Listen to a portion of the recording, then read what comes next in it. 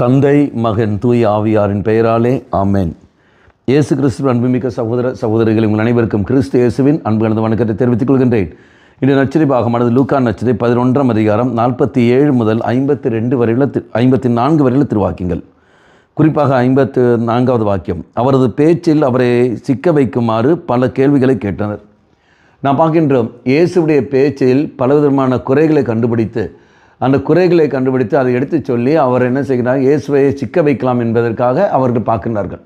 அன்பார்ந்தவர்களே, இதே மாதிரி தான் நம்முடைய வார்த்தைகளிலும் நாம் பேசுகின்ற வார்த்தைகளிலும் பலரும் என்ன செய்வார்கள் என்றால், நம்மிடத்தில் குறைகளை கண்டுபிடிப்பதற்காக அவங்க காத்து கொண்டிருப்பார்கள். அப்போ குறைகளை கண்டுபிடிக்கிறார்கள், காத்து கொண்டிருக்கிற காரணத்தினால் நீங்கள் நானும் அதுக்கேற்றபடி விழிப்போடு இருந்து கொண்டு இறை வார்த்தையை அதுக்கு தகுந்தா போல் நான் அறிவிக்க வேண்டும். அப்போ அறிவிக்க வேண்டும். அதுக்கு முன்னாடி ஒரு காரியம் செய்தாலே போதும். கொலோசியர் திருமுகம் 4ஆம் அதிகாரம் 4ஆம் வாக்கியம், அங்கே பவுல் செய்த ஒரு காரியம். பவுல் செய்த காரியம் என்ன? ஆண்டவரே, இதோ நாம் உம்முடைய மறைப்பொருளை தெளிவாக மக்களுக்கு எடுத்து சொல்வதற்கான கிருபையை, ஞானத்தை எனக்கு தாரும் என்று சொல்லிக்கொண்டு அவர் வேண்டுகின்றார்.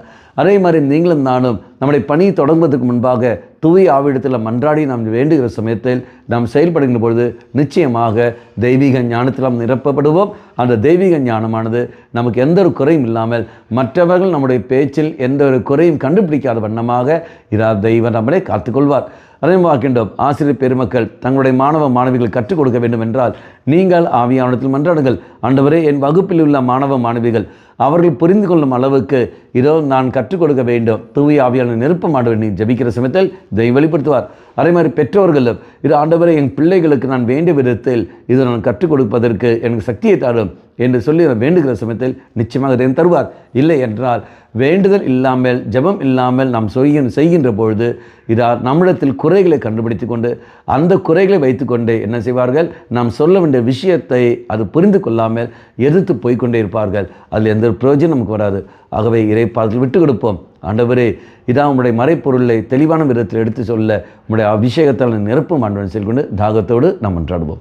கண்களை மூடிக்கொள்ளுங்கள். நல்லவனாய் தெய்வமே, பேச்சில் சிக்க வைக்குமாறு எவ்வாறு அவர்கள் காத்து கொண்டிருந்தார்களோ அதே போல் என்னுடைய பேச்சிலும் மற்றவர்கள் குறைகளை கண்டுபிடிக்கும் வண்ணமாக காத்து கொண்டிருக்கிறார்கள்.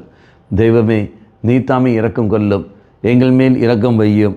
நாங்கள் உண்மையில் நம்பிக்கை வைத்து செயல்படவும், தூய ஆவியால் நிறைந்த மக்களாக நாங்கள் வாழவும் நீரே கிருபை புரிதில்லும். அம்மா மாதாவே, தெய்வ மாதாவே, எங்கள் மாதாவே, என் அன்னையே, விசேஷமாக எங்களுக்காக பரிந்து பேசும். ஆமேன். தந்தை, மகன், தூய ஆவியாரின் பெயராலே ஆமேன்.